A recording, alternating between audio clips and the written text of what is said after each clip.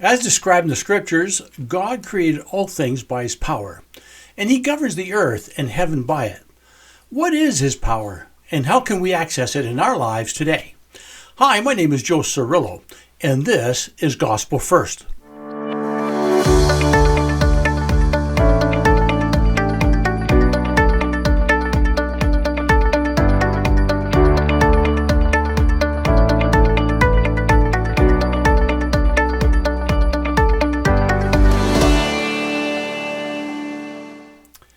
The word priesthood has two meanings. First, priesthood is the power and authority of God. When we act in the name of the Lord, as holders of the priesthood, we are doing it in the name of and in behalf of our Heavenly Father. Second, priesthood is the power by which our Heavenly Father works through men. Rooted in God's eternal power and authority, the priesthood serves as the cornerstone of his work on earth. From the creation of the universe to the governance of earthly affairs, God utilizes the priesthood to fulfill his divine purposes. We read in the book of Moses, chapter 6, verse 7, "Now this same priesthood, which was in the beginning, shall be in the end of the world also." Those entrusted with the priesthood bear the responsibility of representing the Lord and executing his will. As President Joseph Fielding Smith said, "We are the Lord's agents. We represent him. He has given us authority which empowers us to do all that is necessary to save and exalt ourselves as well as his other children in the world. We are ambassadors of the Lord Jesus Christ. Our commission is to represent him. We are directed to do what he would do if he were personally present." In the spring of 1835, Joseph Smith received a revelation explaining the name of the priesthood.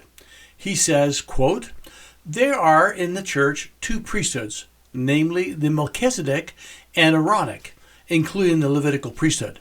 Now, why is the first called the Melchizedek priesthood? It's because Melchizedek was such a great high priest. Before his day, it was called the Holy Priesthood, after the order of the Son of God. But out of respect or reverence to the name of the Supreme Being, to avoid the too frequent repetition of his name, they, the church, in ancient days called the priesthood after Melchizedek, or the Melchizedek priesthood. All other authorities or offices in the church are appendages to this priesthood. The second priesthood is called the priesthood of Aaron, because it was conferred upon Aaron and his seed throughout all their generations. This priesthood is called the lesser priesthood because it is an appendage to the greater, or the Melchizedek priesthood, and has power in administering outward ordinances. Following the apostasy that ensued after the death of Jesus Christ and his apostles, the priesthood's authority was lost. However, it was restored to Joseph Smith in the 19th century through heavenly messengers, marking a pivotal moment in religious history. Elder Burke Peterson stated that all of us who hold the priesthood have the authority to act for the Lord, but the effectiveness of our authority, or if you please, the power that comes through the authority, depends on the pattern of our lives. It depends on our righteousness. In the Doctrine and Covenants section 121, verses 34 to 37, the Lord made it clear to us that we must live righteously to have not only the authority, but also the power of the priesthood.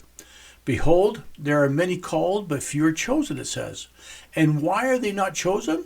Because their hearts are set so much upon the things of the world and aspire to the honors of men that they do not learn this one lesson, that the rights of the priesthood are inseparably connected with the powers of heaven, and that the powers of heaven cannot be controlled nor handled only upon the principles of righteousness.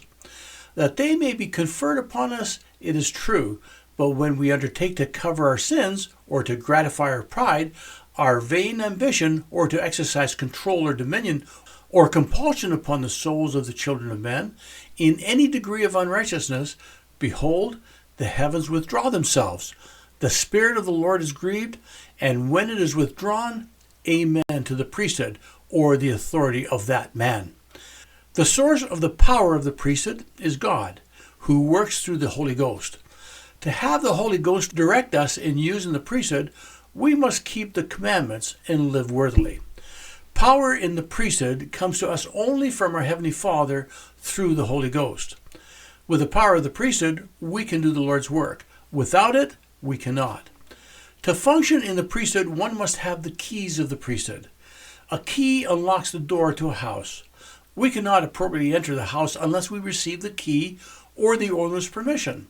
Likewise, except for the right that husbands and fathers have to bless their families, a man who holds the priesthood can use it only when he receives a proper permission. A priest, for example, has the authority to ordain another to an office in the Aaronic priesthood, but he cannot do it without receiving permission to do so from his bishop. This power to give permission is called the keys of the priesthood. President Joseph Fielding Smith explained, "These keys are the right of presidency. They are the power and authority to govern and direct all of the Lord's affairs on the earth. Those who hold them have power to govern and control the manner in which all others may serve in the priesthood. All of us may hold the priesthood, but we can only use it as authorized and directed to do so by those who hold the keys." Jesus Christ has always held all of the keys of the priesthood, and in John chapter 15, verse 16, we read that when he first called his 12 apostles, Jesus gave all of them the priesthood. Matthew chapter 17, verses 1 to 9 teaches us that before Jesus was crucified, he gave the keys of the priesthood to Peter, James, and John. This was done on the Mount of Transfiguration. However, in the centuries that followed the death of the apostles, these keys were lost. And before men could exercise the priesthood again, these keys had to be restored. For this reason, we read in Doctrine and Covenants, section 27, verses 12 to 13, the Lord sent Peter, James, and John to the prophet Joseph Smith to restore the Melchizedek priesthood and the keys of that priesthood. It says, "And also with Peter, James, and John, whom I have sent unto you, by whom I have ordained you and confirmed you to be apostles and especial witnesses of my name, and bear the keys of our ministry, and of the same things which I revealed unto them, unto whom I have committed the keys of my kingdom, and a dispensation of the gospel for the last times, and for the fullness of times, in the which I will gather together in one all things, both which are in heaven and which are on the earth." These sacred keys have been given to all of the apostles and prophets of the church and are held by the prophet and apostles of the church today. Although each apostle holds all the keys of the priesthood, it is the Lord's plan that only one at a time exercises these keys on behalf of the church. President Joseph F. Smith explained, "In their fullness, the keys are held by only one person at a time, the prophet and president of the church. He may delegate any portion of this power to another, in which case that person holds the keys of the particular labor. Thus, the president of the temple, the president of a stake, or the bishop of a ward, the president of a mission, the president of a quorum, each holds the keys of labors performed in that particular body or locality. His priesthood is not increased by his special appointment. Some rights are given to a man automatically when he is given the Aaronic or Melchizedek priesthood. For instance, when a man receives the Melchizedek priesthood, he is given the authority to give fathers blessings, to give blessings of comfort, and to administer to the sick. He will hold these rights as long as he bears the priesthood. Even death cannot take this authority from him. Because the priesthood is sacred, we are told to use it with care. The priesthood is therefore governed in an orderly way to avoid confusion and prevent its misuse. Doctrine and Covenants section 132 verse 8 reads, "Behold, mine house is a house of order, saith the Lord God, and not a house of confusion." Such order has always been a part of the Lord's kingdom on the earth. We learn in Exodus chapter 18 verses 17 to 22, Moses, for example, learned the necessity of order soon after he was called to lead the Israelites. The Israelites needed leadership to keep them united, but Moses found it impossible to guide all the people by himself. He therefore chose able men such as fear God, men of truth, and called them to be rulers. He set apart some to be rulers of hundreds, some to be rulers of 50s, and others to be rulers of 10s. He then taught them how to preside over their groups.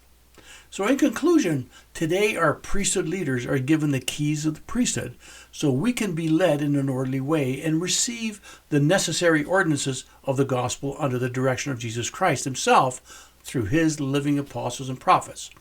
So this concludes our lesson on priesthood. The next lesson we'll focus on is the power of prayer. So if you have any questions about the gospel, please don't hesitate to leave us a message in the comment section. So also remember to subscribe and to share so that we can spread the good news of the gospel of Jesus Christ together.